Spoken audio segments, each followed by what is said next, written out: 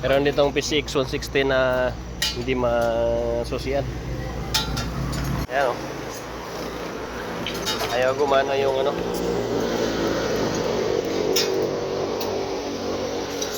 Bago naman yung battery ng remote niya. Bago din yung battery dito.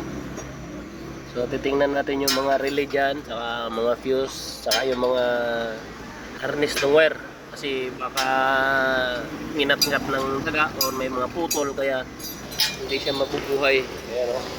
Sobrang tigas. Okay. Alasin muna natin yung ano, cover. Ayan. Si Jones ang nagkalas ng fairings. So ayan guys, kalas na natin yung sa panlikod. Dito na lang sa harapan.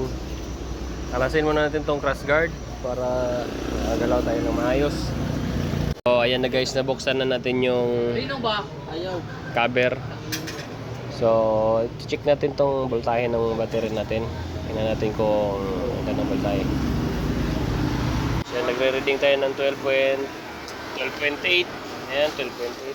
So titingnan natin dito sa ayan, sa may susian ignition niya. Kung tumatagos yung supply.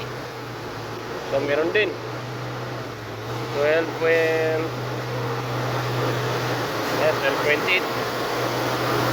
Ayan. Ang ingay dito.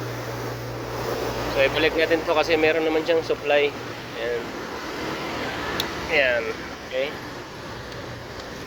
So ang problema lang, hindi pa rin siya mabubuhay dito sa remote niya. Okay naman, goods naman to, bago naman ang battery.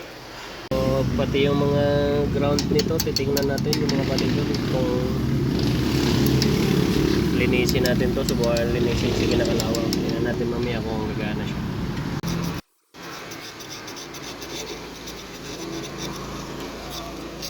So ayan guys, nalihan na natin. Subukan natin ibalik. Tingnan natin kung na. Check natin yung connection kung mayroon na. So ayan, mayroon 12.8. So ayan guys, nahubaran na natin lahat. So ito na lang ang hindi natin natingnan, yung relay, kasi goods naman lahat yung mga connection. Dito tinister natin kanina, dito mayroon naman supply naman to lahat eh. Saka ito kita nyo naman intact pa eh, amang ngat-ngat ng taga. So check natin yung relay kung gumagana pa siya.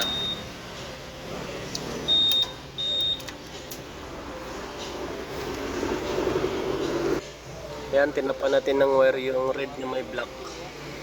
Yan, red na may black.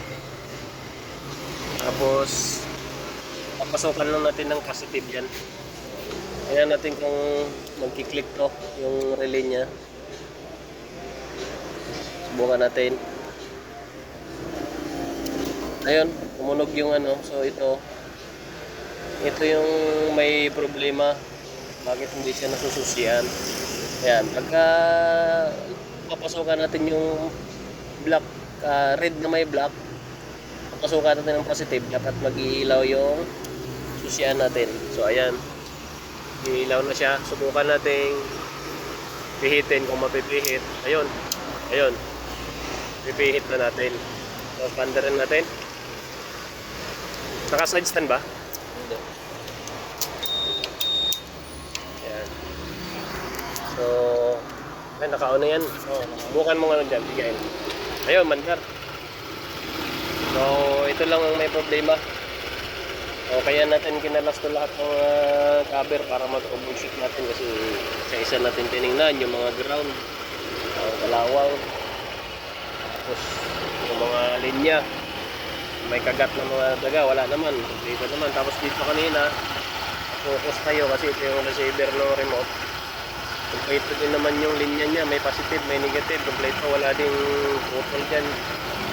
So yung last natin na tinignan ito. So, ayun, sa wakas, natunton din natin kung sino yung sender. Okay? Mahanapan natin ng relay, yung common relay niya. Hanapan natin para